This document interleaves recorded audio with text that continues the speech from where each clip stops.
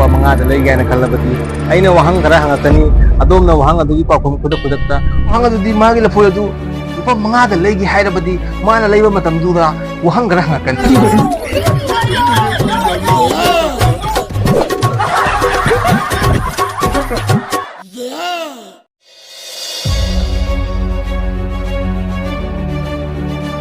Breaking news. Mayam yung pamda nungay po pa umang si Puraksiri. Yogi tukanda Lafoi reaction thakhe. Lafoi bazada lupa ko dhari pujang kay hubuchay changna taba Lafoi to magi tukanda Lafoi. Lupa mga tongna thakhe hairi.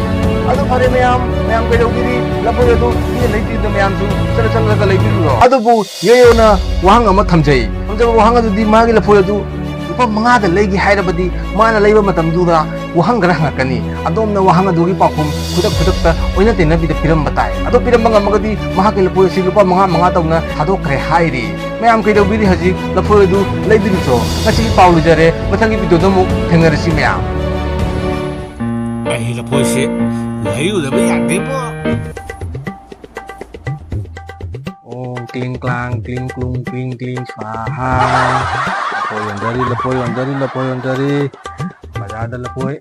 jangkai humbu piba Lafoi mayam do yoyo gi dukanda Lafoi supata gi lupa manga khaktani mayam sulai bai lakpio Lafoi amun musu yaure asang musu yaure heyang mun muda musu yaure mayam sungkhoi choidana yoyo gi dukanda Lafoi leiba lakpio sidai hena Lafoi hongna phangada pati akoi all India da babo leira roi yoyo gi dukanda Lafoi ofal thajari supata gi lupa manga khaktani ada joli ni mai Lafoi se ilai ru ra ke da Lafoi mayam joli ni se di Tana Lafoi matang laujagi isu ha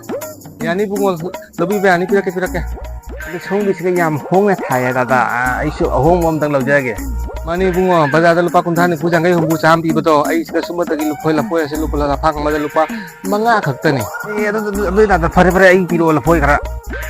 ado warim dilai bungo Lafoi di lupa manga da lay gaya na kalabati ay na wahang kara hangatani adom na wahang adugi pakum kudak ta oya tena na kumakta oya tena na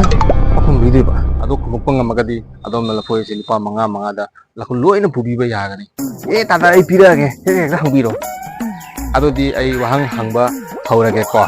ka hangbiro ado na inakta khara di changhalaw dana ay oya tena ba ado nang kara lapok ko dana Ibungo wahang haudri ni nangbo. Ibungo wahang haudri nangbo. Era ibungo adu yaura di nang kuchena puning deko. Era ibungo adu yaura di nang kuchena puning deko.